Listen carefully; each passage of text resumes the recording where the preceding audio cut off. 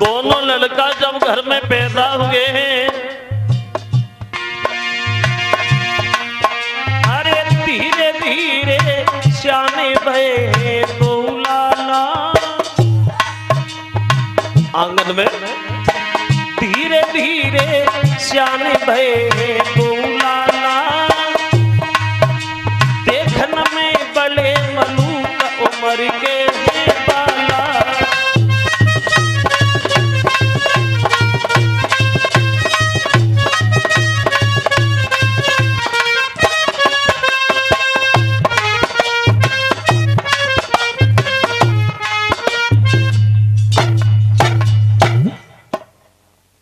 दोनों बच्चे बड़े हुए और जब दोनों लड़का बड़े हुए तो एक दिन उत्तम ध्रुव के पास गया खेतों पे और कहने लगा, भैया ध्रुव इधर आप, तुम घर में अकेले रहते हो, तुम्हें अच्छा भी नहीं लगता होगा, चलो आज हमारे साथ चलो और हम दोनों भाई साथ साथ खेलेंगे।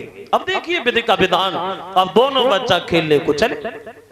खेलते रहे जहां उत्तान पाद का दरबार लगा है, दोनों बच्चा उसी दरबार में प्रवेश कर गए।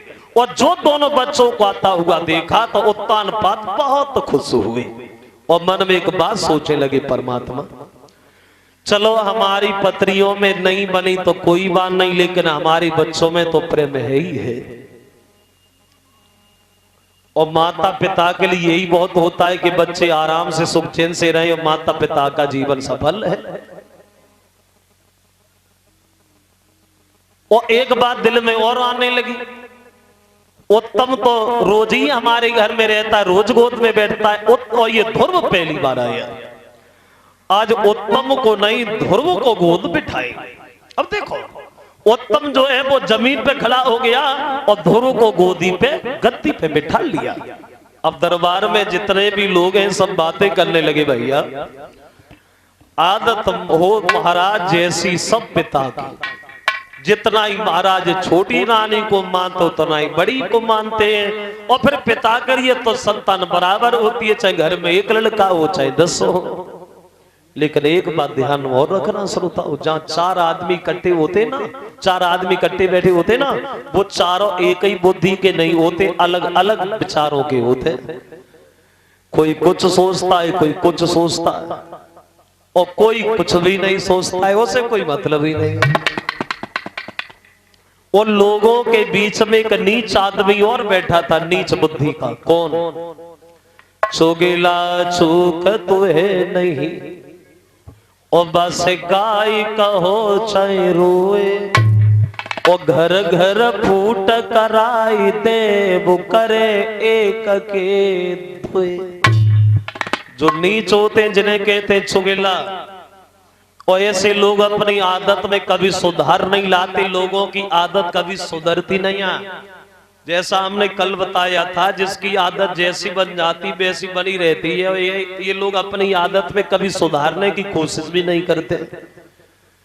चुगल से मन की बात कहो पर चुगल कबहू ना चूके गो, वो अंधे ते भैंसिया कुतवैयो तो 9 की 11 कूथे गो।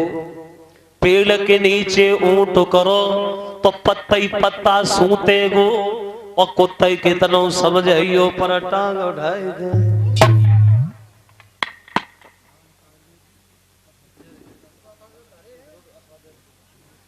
जिसकी आदत जैसी है वैसी बनी रहती।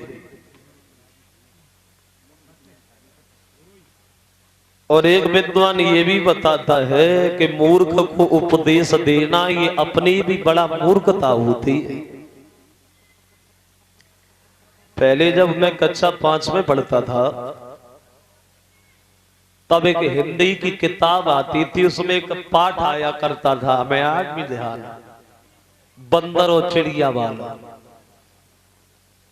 पानी बरस रहा, देखो कैसे मूर्खों को उपदेश देना अपनी मूर्खता, जरा ध्यान। पानी बरस रहा था, सर्दी पड़ रही थी, जैसे आज 2-3 दिन पहले पड़ी थी, ऐसे सर्दी पड़ रही थी। बंदर भीग रहा था, चिड़िया घोंसला में बैठी थी, और जब बंदर भीग रहा था, ठिठुर रहा था सर्दी के मारे, तो चिड़िया ने वह बंदर से बड़ा अच्छी बात कही। और बोली काय दादा, मानस जैसे हाथ पैर तेरे, मानस जैसी काया। चिड़िया बोली मानस जैसे हाथ पैर तेरे, मानस जैसी काया, और 8 महीना तूने बैठे खाया, छप्पर तक नहीं छाया। चिड़िया बोली आदमी जैसे हाथ पैर है तुम्हारे, कहीं छप्परा छाए लेते, कहीं मढ़ैया डाल लेते, तो बस सतम काय को भीगते। बंदर को गुस्सा आई, बंदर सोचने लगो ठंडक में प्राण करे जा रहे, उपदेश दे रही है, आगे बढ़ो और बाने घोषणा पकड़ो, नोच के दूर फेंक दो, ले तू बैठ ले। अब चिड़िया भीगने लगी और एक बात बोली, सीख दे बाज सीख सोहाय, सीख का बंदर को दे जो घर घरवाए। तो सीख उसे देनी चाहिए जो माने, मूर्ख को उपदेश देना भी गलत बात। तो उस मूर्ख को ये अच्छा नहीं लगा, वो चुपचाप उठा निकल गया, छोटी रानी के घर जाके पहुंचा, छोटी से बोला काहे तुम्हारा तो कोई घर में सम्मान ही नहीं करता। तूने कैसे जाना, थोड़ी आंखों से देख के आ रहा हूं। महाराज का प्यार तो उस बड़ी रानी से जो खेतों पे रहती है, तुम्हारा लड़का जमीन पे ऐसे खड़ा जैसे मानुष का दुनिया में कोई नहीं है, और वो दासी का लड़का महाराज की गोद में बैठा है, मुझसे तो देखा नहीं गया, मैं चुपचाप धीरे से ही निकल आया। और जो डब्बा सुनी तो कौन रोकने वाला था, छोटी रानी को एकदम से दौड़ी और दरबार में पहुंची और ध्रुव को गोद से उठाया, दूर फेंका और गाल पे तमाचा दिया, कमीर तेरी इतनी बड़ी हिम्मत जो तू राजा की गोदी में बैठ गया। अरे तेरी किस्मत पे गोदी राजा की नहीं है, क्योंकि तू ये दासी का लड़का है, दासी का। और वो छोटी बोली अब दूरी खड़ा रे अभिमानी, और किन के मुकाबले आया है। अब पति से बोली अब अकल तुम्हारी और कट गई है, गोदी में गधा चलाया है।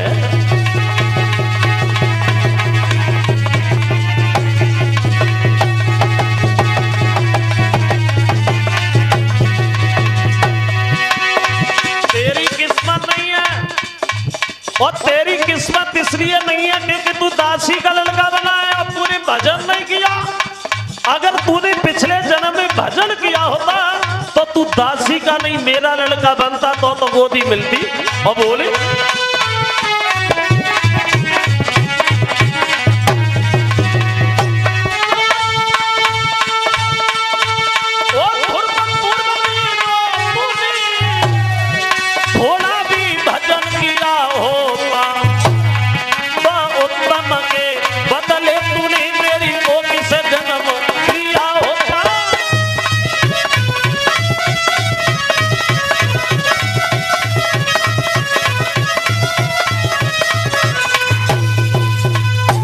किस्मत नहीं है क्योंकि तूने भजन नहीं किया। अगर भजन करता तो दासी का नहीं मेरा लड़का बनता, तो गोदी मिलती। रोने लगे, मौसी भूल हो गई, धोखा से चलाया, अब नहीं आऊं। छोटी बोली इधर दोबारा देख लिया, तेरी दोनों आंखें निकाल लूंगी, जा जा। अरे तेरी मां कठोर बांधी है,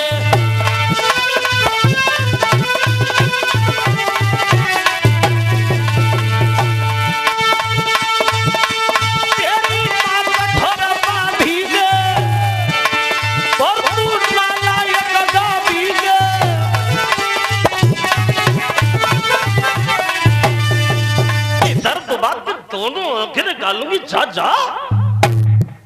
धुर वो रोते हुए चल रही है। और देखो वैसे छोटी रानी ने ये सच कहा कि तूने भजन नहीं किया इसलिए तुझे दासी का लड़का बनना पड़ा। और देखा होगा आप लोगों ने, जो हमारे बड़े बूढ़े लोग बैठे हैं, बुजुर्ग लोग बैठे, इन्हें ज्यादा अनुभव होगा अपने जीवन में। कभी अंदाज किया हो, बड़े घर में जन्म हर किसी को नहीं मिलता है। खुद सोचना, खुद देखो, जो लोग करोड़पति हैं, जिन्हें ये नहीं मालूम कि मेरे घर में पैसा कितना है, उनके घर में देखो अगर किसी के एक है तो किसी के एक भी नहीं है, और किसी के एक है भी वो किसी के काम का नहीं है। कोई अंधा है, कोई बहरा है, कोई पागल है, और जा घुटना ना पजतमा भगवान की दया से लाइन लगी है। तो हंस रहे हो, साझी कह रहे। बड़े घर में जन्म हर किसी को नहीं मिलता।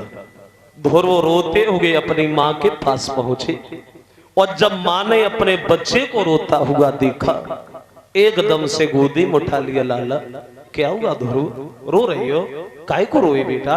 तुम जब घर से गए थे तो हंसते हुए गए और उधर से आए तो रोते हुए आए, क्या कारण बन गया ध्रुव? बोलन। माँ अपने बच्चे